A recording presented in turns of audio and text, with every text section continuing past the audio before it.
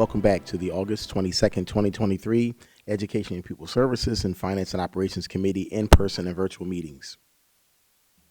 The meeting of the Finance and Operations Committee will please come to order.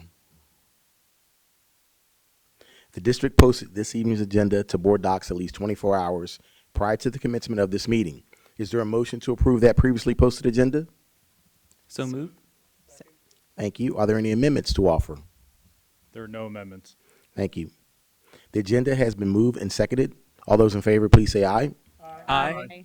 Those opposed, please signify by saying I oppose and state your name for the record. Those abstaining, please signify by saying I abstain and state your name for the record. The motion carried. I will now turn over the Finance and Operations Committee meeting to my co-chair, Director War Savage. Thank you very much, President Brown. Mr. Rogers, I believe we only have one agenda item for this evening. Would you mind reviewing it, and you can launch right into it? Sure. Tonight, we do only have one agenda item, Policy 707, which is a follow-up from the August 8th board meeting and a first reading of Policy 707, use of school facilities. So this is the agenda item is for the board to discuss the changes and field any comments from the public. At this time, I'll hand it over to Mr. Desnoyers.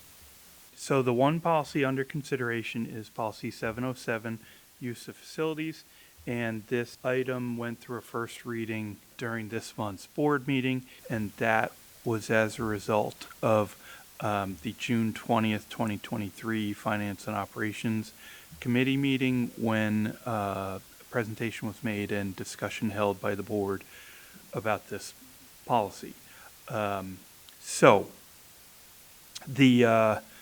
The updates being considered at this meeting are as follows. Per the results of the board's discussion of Policy 707 at the June 20th, 2023 Finance and Operations Committee meeting, typical and normal custodial fees for youth groups are waived. There are several additional minor updates to clarify the policy. There have been a couple minor changes since the August board meeting 2 weeks ago. The changes since the August 8th, 2023 board meeting are as follows.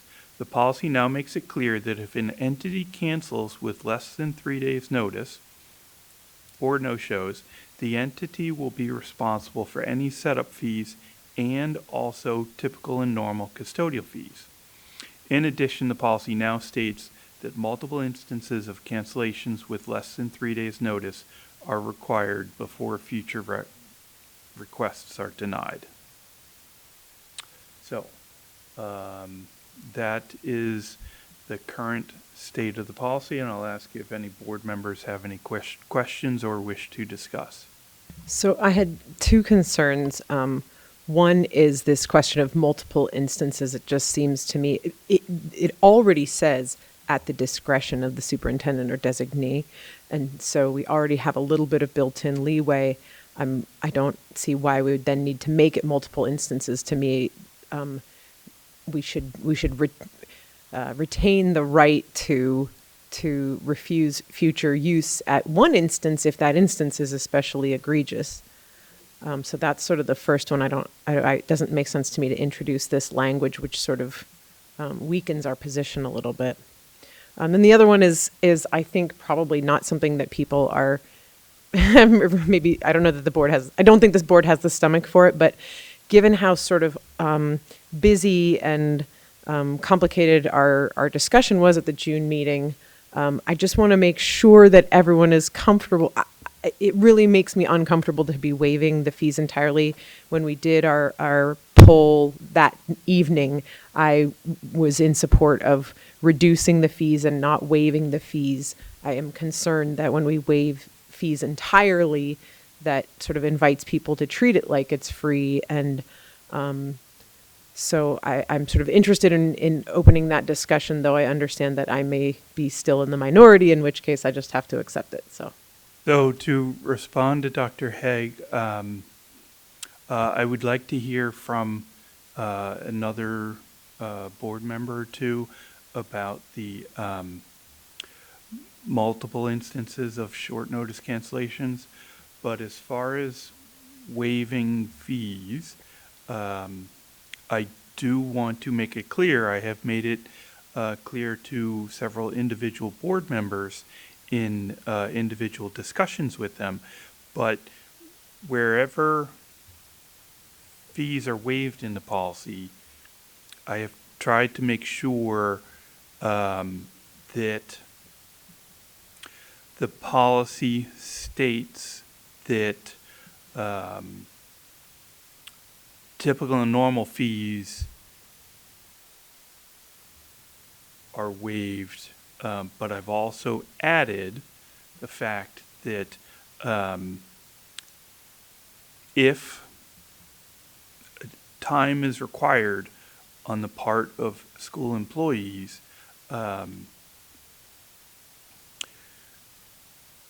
over and above what is typical and normal, that it is up to the superintendent or designee to decide if additional charges are warranted. And it is also up to the superintendent or designee to decide how much those additional charges will be. So basically the way I've put it, although the policy doesn't state it this clearly, if we don't know an entity has been in our facilities, the fee waiver covers that. If the district knows that an entity has been in our district due to extra effort required on the part of school employees, additional charges are assessed, and it's up to the superintendent or designee to decide how much those additional charges are. So that may, I don't know if that doesn't completely allay your concerns, but that has been what I've tried to incorporate into policy language. I might be confused, but I feel like you said it backwards. Did I miss that? I thought it was that if it's a youth group and they sign up and they use it, their fees are waived, and it's when they don't show up that then the fees are reinstated. Sorry. With the youth group waiver and the night custodian fee waiver, the language specifically says typical and normal fees are waived. That's if they show up. And what I was just explaining was additional fees that may be assessed. The policy, with the updates under consideration tonight, the policy states that every time an entity cancels on short notice, meaning less than 3 days, or is a no-show, they are assessed typical and normal custodial fees if a school district employee was required to come to the facility, open it up, staff it, and close it for the sole purpose of that facility use, and any setup fees 100% of the time for short notice cancellations and no-shows, the user will be charged. Yeah, although, okay, so as you say, that allays my concerns somewhat, but not entirely. I also actually don't see no-shows. I see cancellations, which I guess I hope nobody tries to argue that, like, well, we didn't cancel it, we just didn't come. The no-shows can be added. I too had a concern with the multiple instances. Is there any way to change that to make that a numerical a number, or should, I just feel like multiple could be, interpreted different ways. So is that 5 no-shows? Is that 3 no-shows? So, Director Haig, Dr. McGarry, and I had a brief discussion immediately prior to the start of this meeting, and I was picturing in writing this language that administration would implement a procedure such as first instance of a no-show, there is, a warning, written, possibly, and verbal. And then, if it happens again, superintendent or designee decides they can prohibit further uses by that entity. So the current multiple instances language could be changed to one or more than one, or it could be left at multiple. So I would appreciate hearing from board members what their thoughts are. Okay. My desire would be the language would say if there's one cancellation, the warning. So I think that makes sense to me. Anything beyond that, the superintendent decides what the ramifications of additional no-shows or cancellations should be. That way, they're not abusing the use of facilities policy, and we're doing this preparation for them not to use it when someone else may want to use it at that time. So that's how I feel about that. I think that's reasonable, and that's giving them one cancellation. They get a warning. Beyond that, then there's ramifications for, like not doing what you requested. I still feel the same way about waiving the fees for deserving youth organizations. So, I know we discussed that at last meeting. We voted on it, but I just stating for the record that I still feel the same way. I would vote the same way again regarding that. I do think it should say more than one, and we should use the language of no-show Okay. there. I think it's important. These facilities aren't just available in the state that the youth group may need it in. For instance, if someone rents the Stonehurst Hills cafeteria gymnasium combination, and the staff during the day has to, at the end of lunch, put all the tables away, and then a youth group doesn't show up, the staff then has to put all the tables back. It's not like a magic wand that the room comes the way they're expecting it. I think we're doing a great service by giving the opportunity for waiver, but I think we need to be strict about the no-shows and the cancellations. And I also think we should quantify the language to say whether we're doing 3 business days or 3 calendar days. I think that's really important, because if an event is on Monday and the group decides on Friday afternoon, it's a big scramble. We don't want administrators or whoever's in charge of staffing to have to contact staff over the weekend to cancel them for Monday or change the plan. I'm sure the schools have systems in place where they decide whether, a room has to be readied for an event that's happening that we're doing. So I want to make sure that we're honoring the staff, and not making extra work for no good reason. So I would say 1, and add no-show, and also take into consideration the setup and say business days. Reading the changes in a policy, I think a policy is there for a reason. It's a policy. So if we're already waiving fees, I think people know what the policy is already. And so I'm not in favor of multiple instances of cancellations. If we're already saying 3 days notice, and I like the idea of business days notices or calendar days, however we want to state that, but I think business days is fair. But if we're going to say multiple instances, I don't like that language. I say 1 day, and I don't think we're going to give a warning out for 1 day. I say 1 day. I don't think we need to issue a warning. I think the policy is the warning. So I think we charge if there's a cancellation or a no-show, then I think we charge for that. I will repeat, every time there is a short notice cancellation or no-show, the entity has to pay any setup fees and typical and normal custodial charges, typical and normal being the time-based charges for having a school district employee at the facility. The one or more is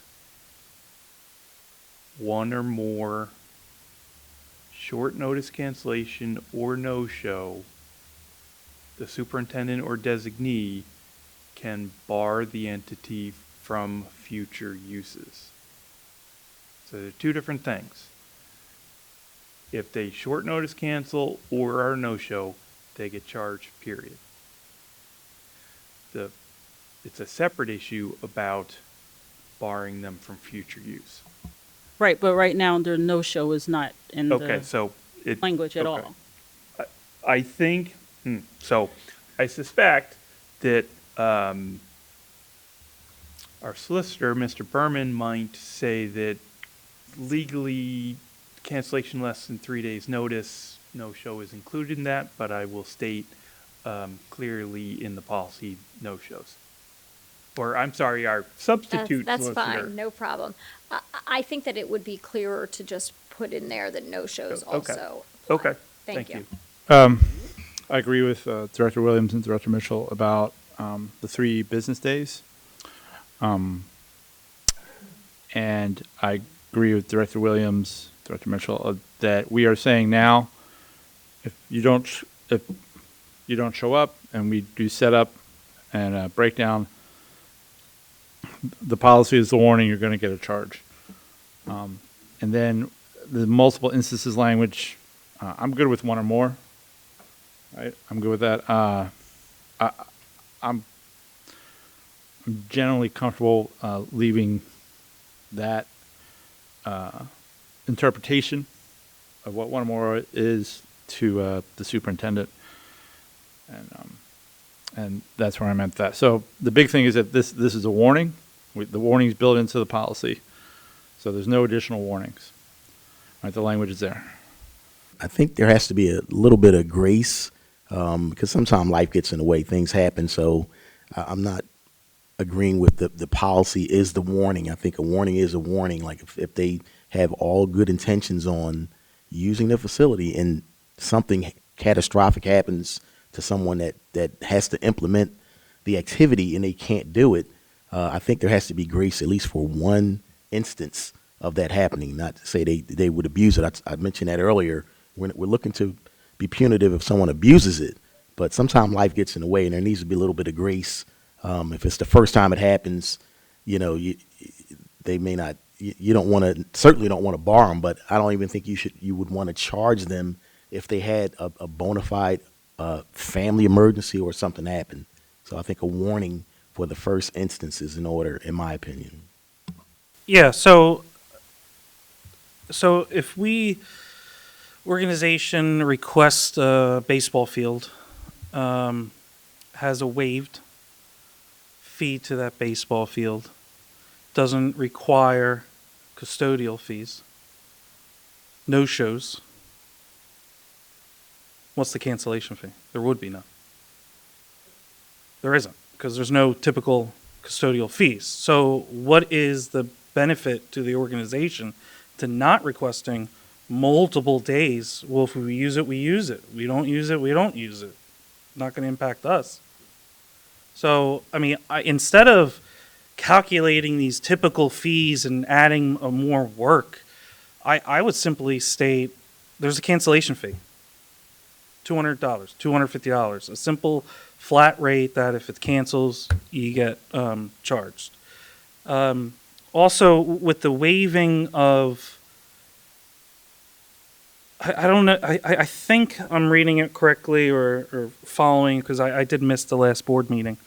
A youth group, are we waiving fees for all youth groups for all locations?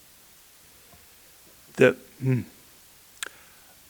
is a process by which community youth organizations register with the district and become officially recognized youth groups to operate in the district and use district facilities. Yes, yeah, but That process is managed by the Use of Facilities Office. So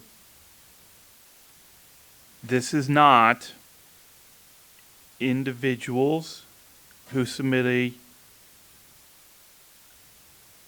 use facilities request. This is not organizations other than district recognized youth groups requesting use of facilities. And so where the board has indicated a preference to waive certain fees in the fall, back in November, we adopted a change that waived rental fees for district recognized youth groups and a category of event we called youth serving activity, where basically that were events put on by organizations or individuals to benefit the youth of the community, where the youth participants were not required to pay any sort of fees to the sponsoring entity. We identified those two categories as being eligible, having available to them a rental fee waiver. If you remember, at the June Finance and Operations Committee meeting, and as a result of feedback we received from youth groups using our facilities over the winter 22-23 season, the board then decided we would like to waive typical and normal custodial fees for district recognized youth groups. yeah, so my I apologize if I was unclear. So in the AR3, auditorium is a regular charge. Auditorium rehearsal, regular charge. Cafeteria, regular charge. Cafeteria no food, regular charge. Classroom, regular charge. Turf field, 50% discount. Synthetic track, 50% discount. Parking lot, regular charge. High school pool, 50% discount. These are for the youth groups. Are we waiving all of those fees? I mean, I'm seeing a board member nod their head. I'm seeing the superintendent say no. I mean, so this is my concern. I think there's a little misunderstanding of what's going on here. I mean, my concern, one is a pool. If we have a youth group, we're waiving fees, but we have to put a lifeguard in place. I think there's a little clarity that needs to be made here with regards to what's being waived.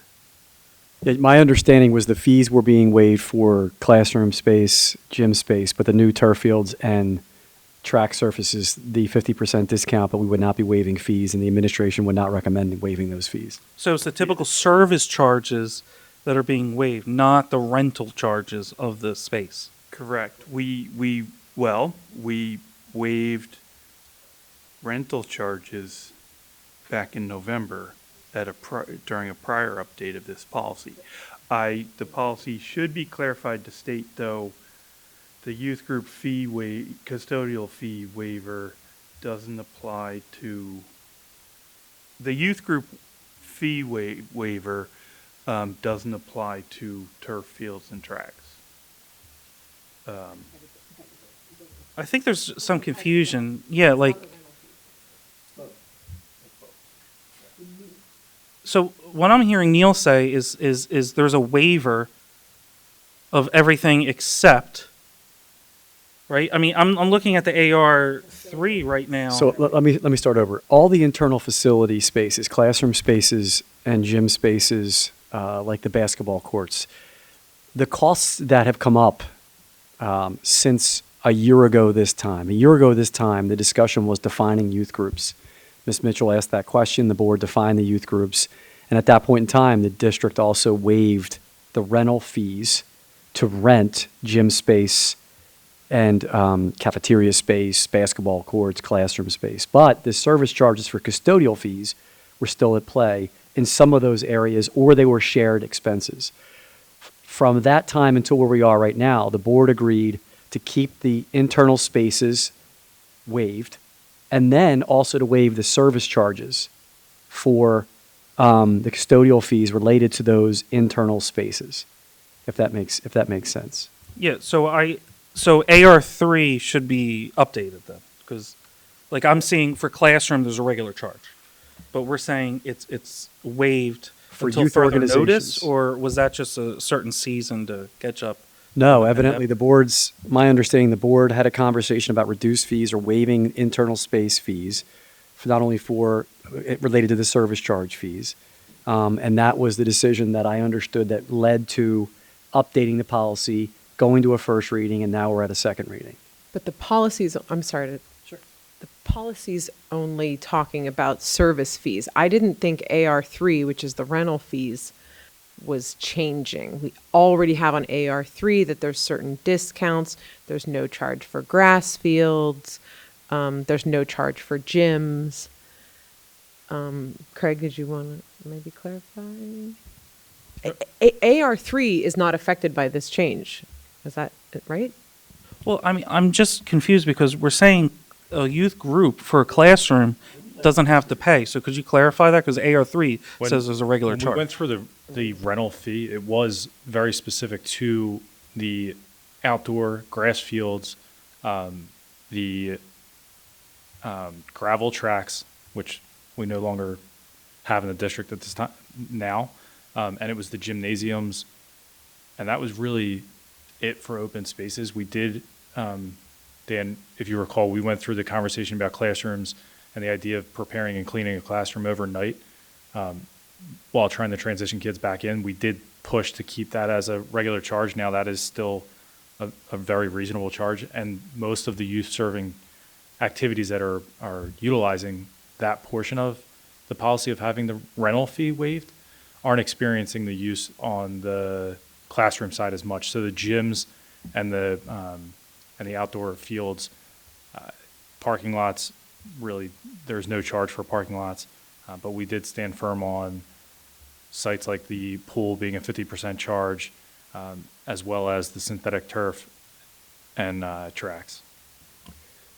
So to answer Meredith's point, that the way the AR3, that does represent the change from the previous revisions, and it would not impact that column. There is a column that says typical like the typical service charges. It does say building custodian, recreation custodian in that column, or for the pool, it would list lifeguard and building custodian. I actually would make the argument to keep that the same because it still shows that that's required for that use of that facility.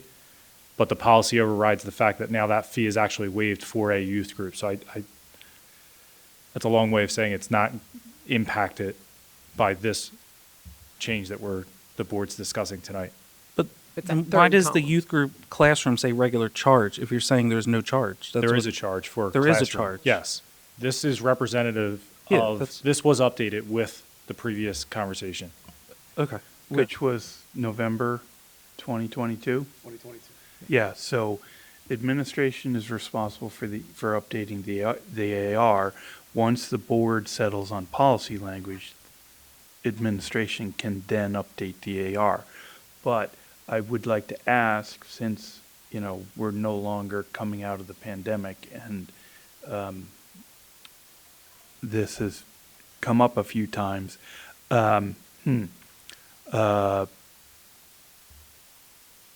at the point in the policy where it says rental fees for youth group activities are waived,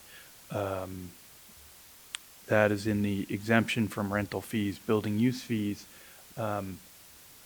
section. I would ask administration to send to Director Neal and I a list of any facilities. Well, I'll make it a blanket statement. I would like to request from administration a list of any facilities that right now in the policy qualify for a rental fee that you feel you shouldn't, that you feel shouldn't have a rental fee waiver, such as turf, track and fields, and the items we were just discussing. If you could send that to Director Neal and myself, I'd appreciate it, and we can put it in the policy. I just want to say I don't think the policy's ready to move forward. It seems like these are all substantial changes that would need to be made and clarified. And, you know, I also want to be clear to the public that any change to this policy would not be retroactive, correct? Correct. It would be starting once the board votes on the policy, correct? But I don't feel that it's in a state to move forward. As far as discretion, with the term multiple instances, I think that should be left up to the administration. We'll hear if there's like a problem, but I think administration needs to have that flexibility there. So I'm good with leaving that discretion with the administration. Also, did I hear something, Director Neal, in your description about cleanup exceeding normal expectations will have a fee? I think you said something about if it is noticeable that a facility was in use, there will be a fee applied. If it was noticeable that the facility was in use, it's up to the superintendent or designee to decide if additional fees should be assessed and the amount of those additional Okay, fees. and I'm okay with that. And then I'd like to say for the public, I also don't want to, it's important that we don't hear any stories about our administrators not being treated, going through this process in a professional manner. A lot of people, when they're reserving a space and calling to the district, they'll have some back and forth conversation to kind of iron out the details. It's important to me that those conversations remain professional and respectful. The administrators are doing their best to serve the community within the confines of the policy that we are setting forward.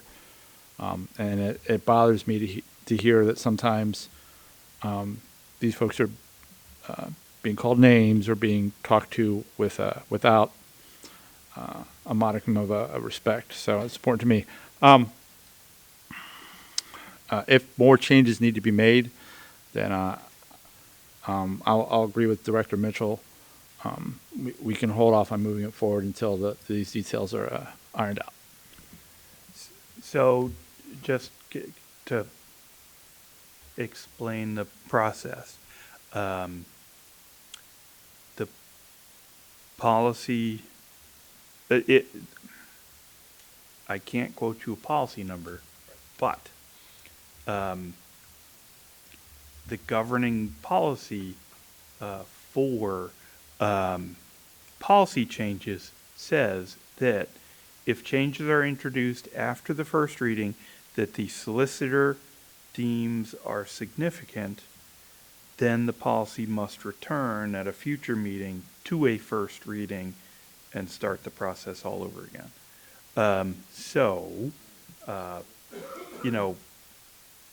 I envision this working as follows. Based on the results of our discussion tonight, I will make updates to the policy. I will make draft updates to the policy, which I will distribute to the policy group and the board if they would like, and the solicitor will determine if those changes constitute significant changes, therefore returning the policy to a first reading at next month's board meeting. All right. Before I call the question, I just wanted to add a few things. Don stole my thunder with the pointing out of making sure everyone's equitably treated, and that also includes back and forth customer service. my mom always says it's super, super duper important to have a positive customer service experience no matter who you're interacting with.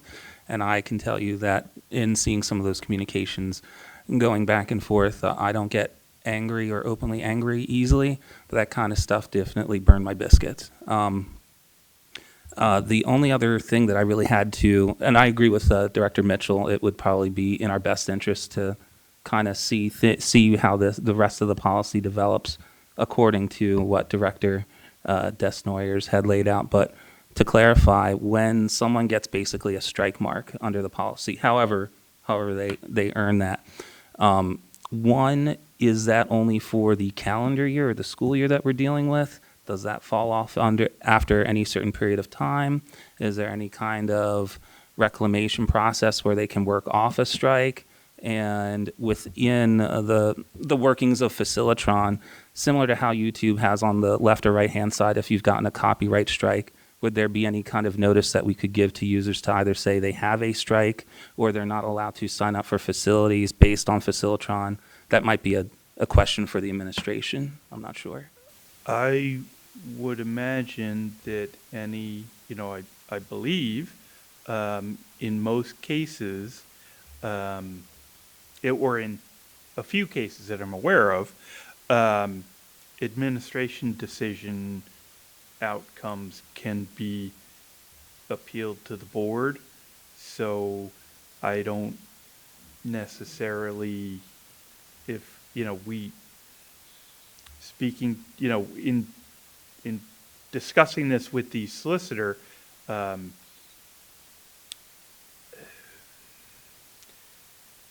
maybe we could put something in there specifically to address that.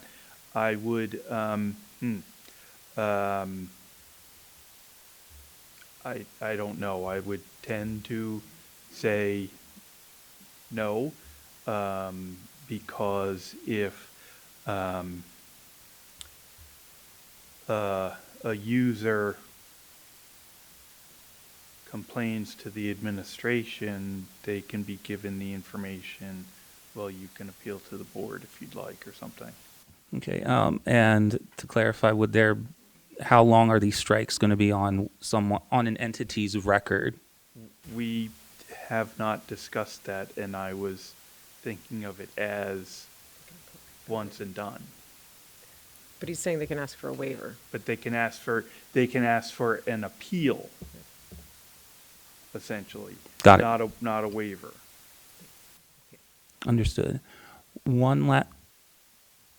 New mics. One last call for feedback from board members. Director Neal.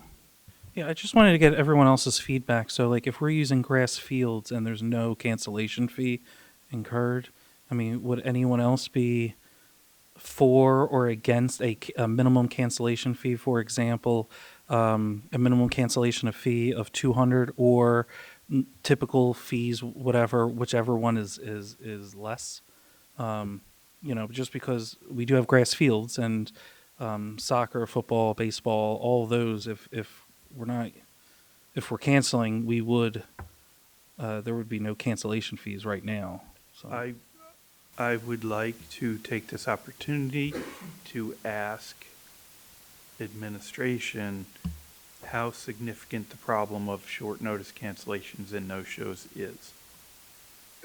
So if I could take the liberty, I heard two parts to that. Part number one, if there is discretion based on the setup of a grass field, lining a field, clearing the water off the field, doing some facilities work, and no one shows up, I do think that there should be a charge for a no-show in that situation. There should be administrative understanding of what that is. The board wouldn't understand it at a time. If it's a grass field and there was no setup by the district at all in maintaining that situation, I think there is discretion that a cancellation, there was no cost for that. I think we're in this moment, and this might not be a popular point to make, but I'm going to do it anyway. We are in the situation, there was a board policy and a long discussion in 2022 to waive certain costs and defined the youth groups. At that point in time, understanding that youth groups have many people working in that, different branches of the youth groups. Marvin has done an unbelievable job, and there's been a lot of communication. And I agree to disagree with some of the youth groups who feel like they weren't communicated with, but no showing the number of times that they did on gym uses. And we sent people out is unfair to the people who work for the district, as if it's not an important factor. So I do think that needs to be taken into consideration when that happens. Many of the fees that are out there for some of these organizations, one in particular, is now claiming they only used less than a third of the gym time. Well, David, to your point, that gym time is blocked out for anybody else that wanted to get used to that. And that became a problem with commandeering gym spaces for blocking it out for different organizations that might want to be able to use that space. And we're trying to address that through the AR as well. And so we need to take that into consideration. And I think that would be some discretion that's there. But as far as the grass fields and the outside facilities, I think there should be a consideration of a charge with administration discretion on what we had to do to get that field ready. The proposed language includes that. Short notice cancellations and no-shows would be responsible for any setup charges. But there aren't. There aren't charges for a grass field in there at that point. But they are reserving it from somebody else. Like, somebody else can't use it if they've reserved it, and there should be, Right. I think there needs to be a consequence for that. Correct. Setup charges is something that's not defined. I think that's the problem, right? Yeah. Like currently, there's no setup charge for grass field. There's an hourly rate for the grass field, but there's technically no setup charge, even if there is a setup. So, I do agree that there does need to be a cancellation fee for the grass fields. I'm sorry that we didn't take that into consideration. The only thing that, concern that I do have is, what if it's weather related? Like they have to cancel because of the weather, then they would not incur a cancellation fee, correct? No, at that point in time, that would be the discretion. And oftentimes, as a district, as you know, we would cancel afternoon activities, and we oftentimes let people know that, like for instance, we contact the youth organizations that the gym is closed that weekend because of snow or ice or storms that night or rain conditions if we have to. In that case, I would be for having a cancellation fee for the field. I think that's super important because years ago, there were certain groups that were literally blocking off access for other groups, where they would reserve, for instance, the Drexel Hill Middle School field hockey field or something like that. And they would have it every Saturday, all day long, and they might not actually play on the fields. And then another group would come, and there's as we know, we live in a very built-up community, and there's very limited space. So I think it is really important that we do institute some sort of cancellation fee. But I do want to make sure, I feel like we're getting into like the weeds in this policy, and I feel like we need to make sure, and maybe our solicitor can advise us on, giving some administrative discretion to these kind of things. If I can just add to that, Kyle, in attending our policies, did make it clear to us and to Neil that the multiple needs to be defined, and that it should be in the policy, not putting the administration in doing that part of it. It should be in the policy that way, in the conversations that we had.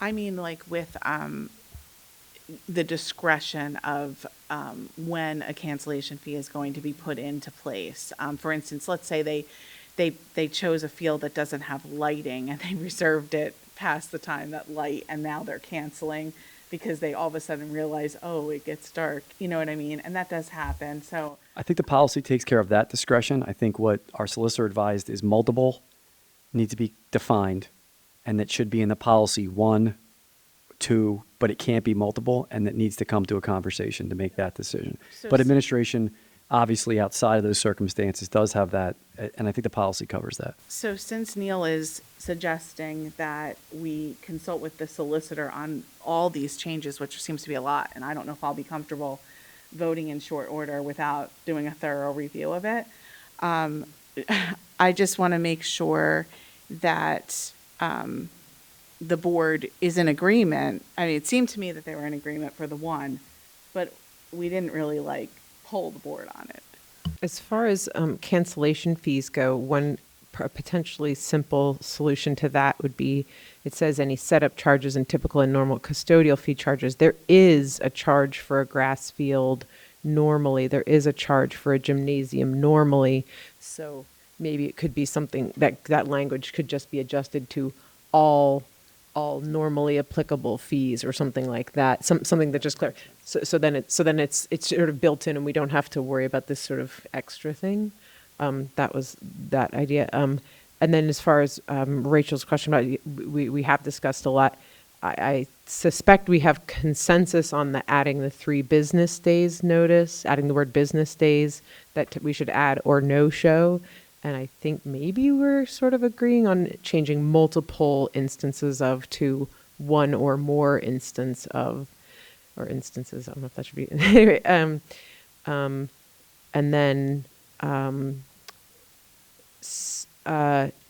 the only other question I have is about the rental fees, which it seems like there's some conflicting language on rental fees that maybe needs to be addressed. So, to address Director Neal's proposal of some kind of cancellation fee for a use that would typically incur no charges, such as the use of a grass field, I would like to ask administration for, say, grass fields, do we know in every instance whether the facility has been used? If it's an outdoor facility such as a grass field, are we going to know when it's not used? So for use of grass fields, we do not currently track the attendance of the group actually showing up for a facility that does not require us to send the building custodian, but we could easily track it and create a process for it. Quite frankly, right now that there's no need for it because there is no cancellation, language in there that would require us to really track it, but we can absolutely do so. We have multiple different means to accomplish that. So if the language were to be adjusted in the policy, we would adapt and create a process to make sure that we're tracking it. Okay, so if the policy was modified to say, if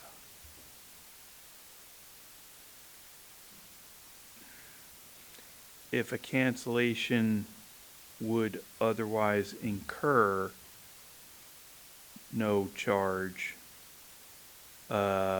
administration has the right to impose a fee up to and including the typical and normal rental fee. Would that be reasonable? From my perspective, yes. The only concern becomes, the up to. Okay, we can say. I think if the board wants to set a minimum, the concept here is we're concerned about, or the board's concerned about, a facility that doesn't incur any custodial cost in a grass field. So I would state it possibly in setting a minimum that you want. Okay. At a minimum, you want to charge, I think David had said 200 or Yeah. whatever the dollar amount may be. I think that's where the board may want to set a minimum, a floor price for that scenario. While I have the floor, I'll suggest that for grass fields, I could see a cancellation fee of $25 or something, but I'd be hard pressed to agree to a cancellation fee of 200. I don't know what other directors think.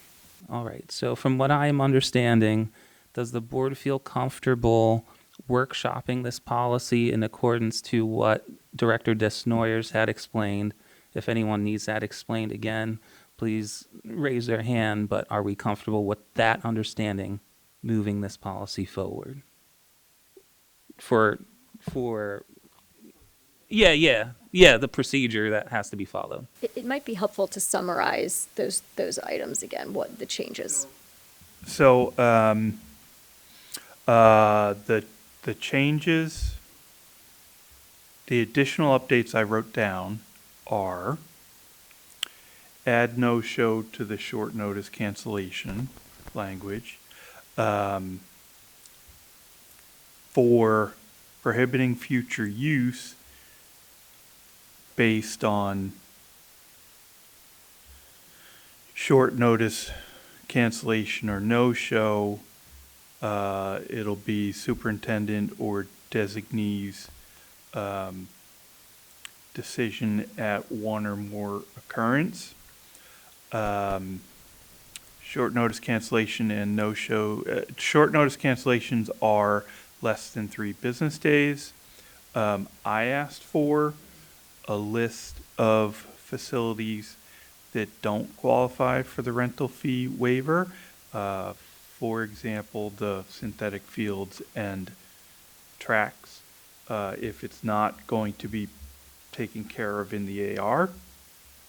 And then I can, rather than discussing it now, I can talk to board members individually to figure out what the minimum cancellation fee should be.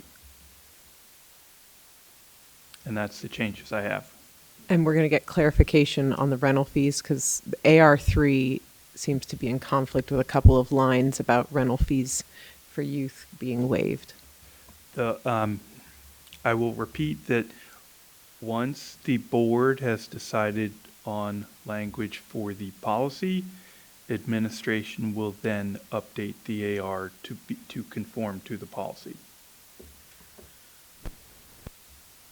Okay, but well then the policy says that we're waiving everything, all rental fees. So that's a problematic language in the policy. The policy says we are waiving rental fees for district-recognized youth groups and a use we defined as youth-serving activity.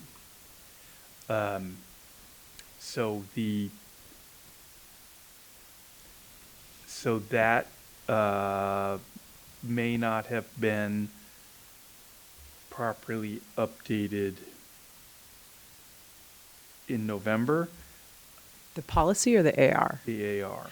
Okay, it was not my understanding that anyone on the board wanted to waive turf field, synthetic track, pool. Maybe some people wanted to waive classrooms. That might be debatable, but these other things that on the AR are listed as 50% discount, I have not heard board desire to waive those rental fees. Okay. Any other board members? Just to clarify, so added to Neil's list of things, which I otherwise agreed with, we need to look at these lines about it's toward, and maybe I'm misreading something or missing an important detail, but somewhere it's numbers 5 and 6 under something somewhere. exemptions from rental fees, numbers 5 and 6. Yikes. Okay.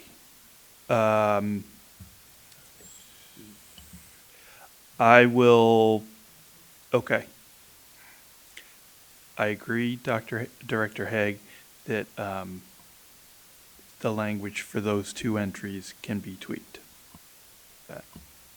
Yeah, it says building use, but classroom still has a regular charge. So Yeah. that's where my confusion earlier was coming from. It was they weren't really speaking to one another, so I was unsure what we were actually discussing at the changes. And the pool's still in a building. All right, I think now would be a good time to get commentary from the public, since we definitely have shared quite a bit so far. As Dr. McGarry did notate earlier, we will be given priority to people physically present. Is there anyone physically present who would like to make a comment at this time on this agenda item? Please state your name and your address for the record, please. My name is Dietrich Dorsey. Address is 125 South Pennock Avenue, Abu Dhabi, here. I'm the president of Highland Park Kirkland Athletic Association. And actually, I just had one question or clarification on something I believe Director Mitchell said about the waiver being retroactive. Was my understanding, or our youth group understanding, after the May meeting, I believe, that the fees were going to be retroactive for 2022-23 seasons. I just want to get clarification on what that determination was.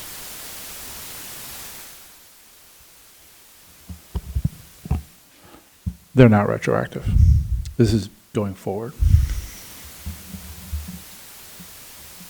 Okay, because I remember during the meeting, it was actually brought up about What about the organizations that already paid, and how would you handle that?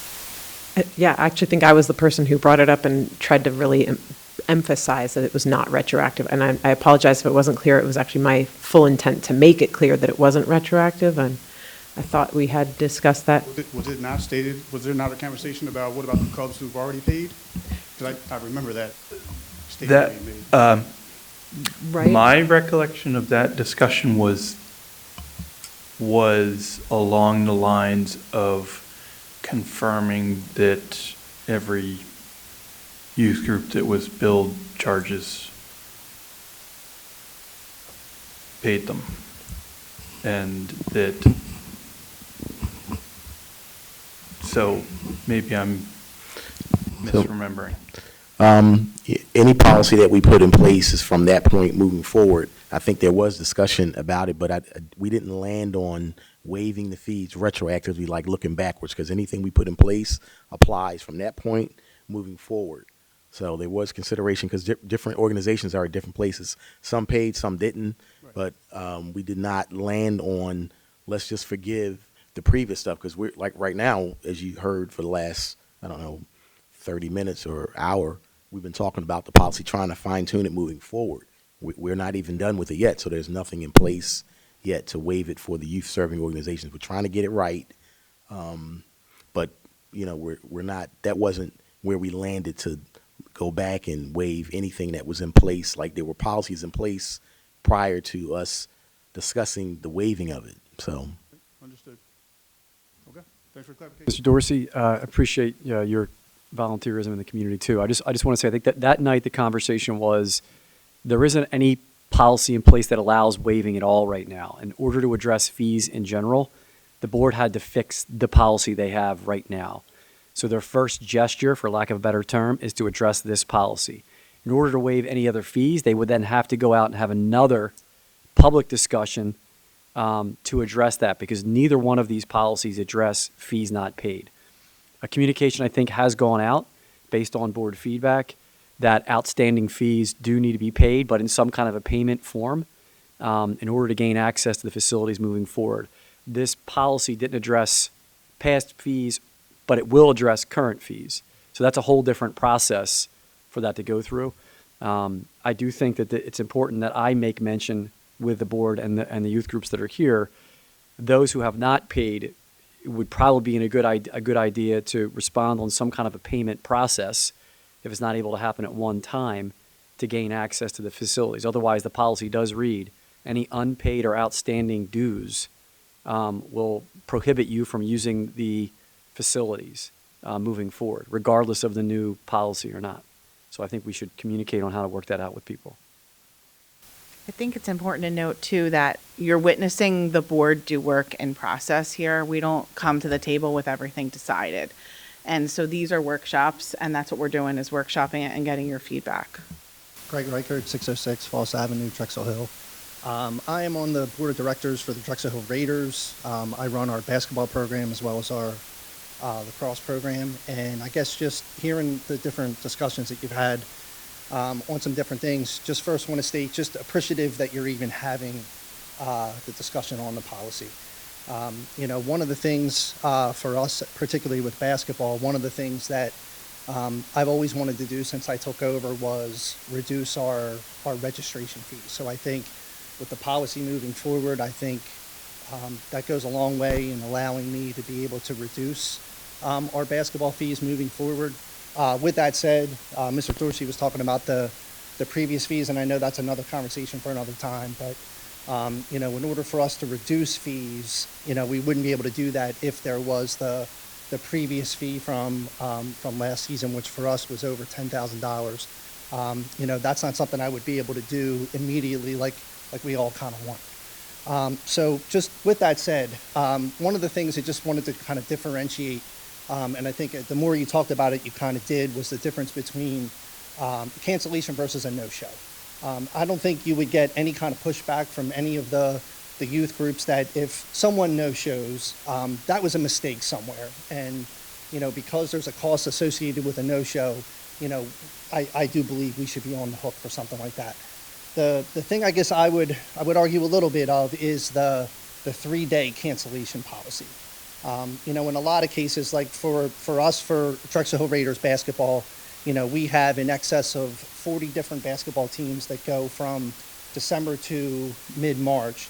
And, a lot of the times we end up having to cancel something, quote unquote, is because of someone sick or, someone is stuck at work and they can't make a practice or something like that. Now, fortunately for us, we do a lot of share space where we have more than one team practicing in a facility at once. So, if one coach can't make it, there's a pretty good chance there's a coach from another team that would be there, and there wouldn't be a need for us to have to cancel. But there are some cases when, when that did occur for us.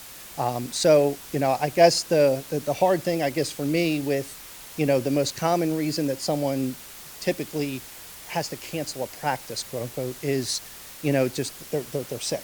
And no one knows 3 days before they're going to have a practice that they're going to be, that they're going to fall ill. So if there was some kind of, I have some ideas of some different things that we could do instead of having a sort of a hard, steadfast 3-day policy.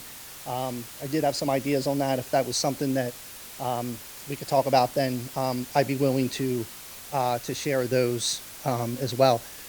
The other thing, just wanted to mention, and I know I'm throwing a Hail Mary up on this one, but one of the things as a lacrosse coach for Drexel Hill Raiders, our hub, quote unquote, was Drexel Hill Middle School. We had sort of we did a share field. There were some cases where the boys would practice on the upper football field and the girls would practice in the lower field, and we'd have weeks where we switched or nights where we switched. So we tried to make it equitable. So once the Drexel Hill Middle School football field was redone, we had to kind of relocate a little bit, which I think for us, for practices, we've been able to kind of figure out our way around that a little bit. The hard part, I think, for us is games. Some of the fields that we practice on, if you're talking like a full field for lacrosse, sometimes there's spots on the field that are tricky to run on, and I'll just kind of leave it at that, where some of the other things that we used to incur with coaches as far as games go was making sure that the grass was cut, making sure that the field was lined, and things of that nature. So for us, I think we had the privilege of playing a few lacrosse games at Drexel Hill Middle School this year, and the look on our kids' faces that they got to play on that field, it was it was something that it's just like a sense of pride. And then other people were showing, oh, you guys get to play on this field, this is great. For us to do that now, with our 6 teams, 1 day's worth of games would essentially amount to about, I think it was around about $1,200 just to have 1 day's worth of games on the field, times five home games you typically have in a year. It comes out to be around maybe $6,500. So, like I said, I know it's a Hail Mary, but I guess what I would be looking for as a lacrosse director is there some kind of thing that we could work out so that at the very least our lacrosse teams can play games on the turf fields. Thank you. Thank you very much. Anyone else physically present who would like to make comment at this time? All right, seeing none, we'll go to those who might have made comment online or over the phone. Ms. Buford, do we have any of those commentators? We have a comment in from Lee Jordan, located at 90 Pilgrim Lane in Drexel Hill. This comment was received on the 22nd at 3:52 p.m. via email. This is a general comment. Oh, I apologize. Let's see.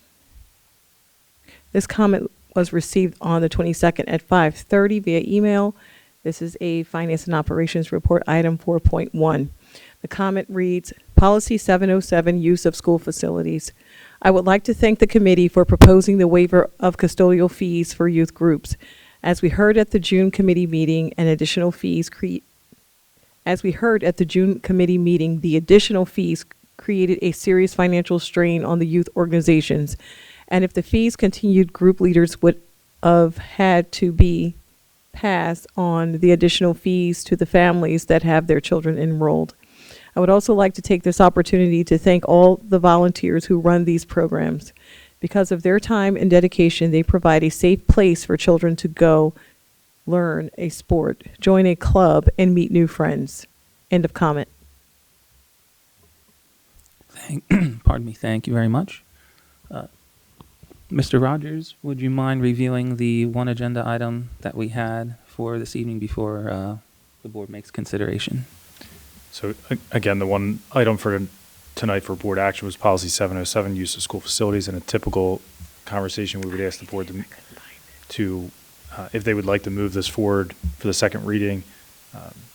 So we'll leave the board with that. It sounds like with the changes being made, it would go back to a first reading. Mr. Desnorris?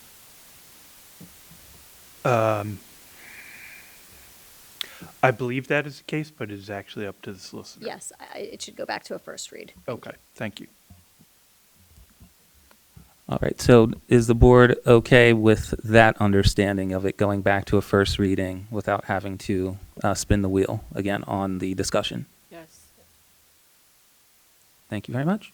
And I turn the meeting back over to President Brown. Thank you.